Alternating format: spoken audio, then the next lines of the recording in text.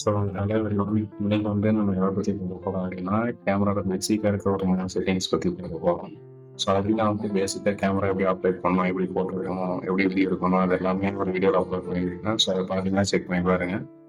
So இன்னைக்கு வந்து பேசிக்காக பார்த்தீங்கன்னா இப்போ நம்ம கேமரா ஓப்பன் பண்ணோம் அப்படின்னா ஸோ அந்த மாதிரி ஒரு 3 செட்டிங்ஸ் வரும். ஸோ அதை நீங்கள் கண்ட்ரோல் பண்ணி தெரிஞ்சுட்டாலே மோஸ்ட் ஆஃப் உங்களோட ஃபோட்டோ வந்து பெட்டராக இருக்கும், இன்னும் நல்லா இருக்கு வரும்.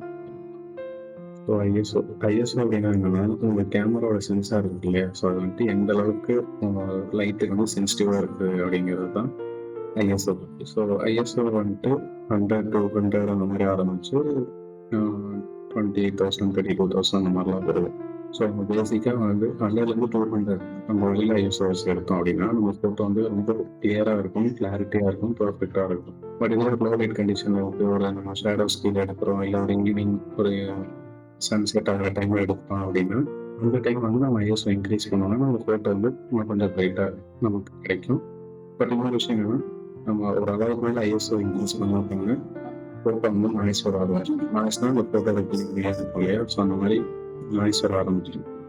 ஸோ அந்த லிமிட் தெரிஞ்சு நம்ம யூஸ் பண்ணுறோம்னா அதை கண்டிப்பாக நம்ம பெட்டராக யூஸ் பண்ணுறதுக்கு இந்த ஐஎஸ்ஓங்கிறது வந்துட்டு யூஸ் ஆகும். ஸோ ஐஎஸ்ஓ பற்றி பார்த்தாச்சு. ஸோ நெக்ஸ்ட் வந்துட்டு அப்பேச்சர் அப்படின்னா என்னன்னா உங்கள் கேமரா லென்ஸ் சென்சார் இருக்கு இல்லையா, ஸோ அந்த சென்சார் வந்துட்டு எந்த அளவுக்கு வைடாக ஓப்பன் ஆகுது அப்படிங்கிறது தான் இந்த அப்பேச்சர் வேல்யூ. இந்த அப்பேச்சர் வேல்யூ வந்துட்டு f2.8 2.5 அப்புறம் 1.8 அந்த மாதிரிலாம் நம்ம வேல்யூ சொல்லுவோம்.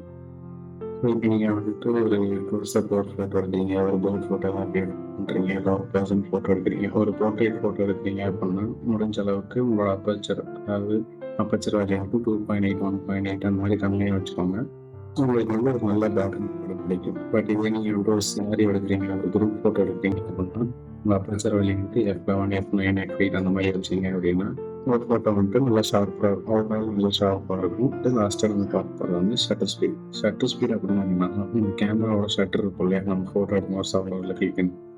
ஸோ அந்த ஷட்டர் வந்து எவ்வளோ நேரம் ஓப்பன் ஆகணும் அப்படிங்கிறது தான் இந்த ஷட்டர் ஸ்பீட் அப்படிங்கிறது. இந்த ஷட்டர் ஸ்பீட் வந்து 1/1000 செகண்ட் 1/100 அந்த மாதிரி வந்துட்டு மெஷர் பண்ணுவாங்க. ஸோ 1/100னா ஒரு ஸ்டாண்டர்டாக இந்த ஃபோட்டோ வந்து ஷேக் ஆகாமல் நார்மலாக நம்ம கையில் வச்சு எடுக்கணும், ஷேக் ஆகாமல் பிளர் ஆகாமல் கரெக்டாக இருக்கும். ஸோ நீங்கள் வந்துட்டு ஒரு ஃபாஸ்ட் மூவி ஆப்ஜெக்ட் எடுக்கிறீங்க அப்படின்னா 1/1000 ஸோ 1/2000 இந்த மாதிரி வச்சு எடுத்துக்கலாம். இப்போ நீங்கள் நார்மலாக எடுக்கிறீங்க, கேஷுவலாக ஃபோட்டோ எடுக்கிறீங்க அப்படின்னா 100 160 அந்த மாதிரி கூட வச்சு எடுத்துக்கலாம். ஸோ பேசிக்காக இதுதான் சொல்லணும்னு நினச்ச ஒரு 3 விஷயம். இந்த 3 விஷயம் உங்களுக்கு தெரிஞ்சாலே இது வந்து ஒரு எக்ஸ்போசர் ட்ரையாங்கிள் அப்படின்னு சொல்லுவாங்க. ஸோ இந்த 3 விஷயத்த நீங்கள் உங்களுக்கு ஏற்ற மாதிரி இன்னும் அட்ஜஸ்ட் பண்ணி ஃபோட்டோ எடுக்க பழகிட்டாலே இந்த ஃபோட்டோ வந்து இது இருக்கிறத இன்னுமே கொஞ்சம் பெட்டராக இருக்கும். ஸோ இது வந்து ஒரு நார்மல் வீடியோ, ரொம்ப டெக்னிக்கலாக டீட்டெயிலாக உள்ள போகிறேன் கொஞ்சம் நினைக்கிறேன். ஸோ இதுக்கு வேறு ஏதாவது டாப்பிக்கில் உங்களுக்கு வீடியோஸ் வேணும் அப்படின்னா கமெண்ட்டில் சொல்லுங்கள். நான் வேறு ஏதாவது வீடியோ வேணாலும் யூடியூப்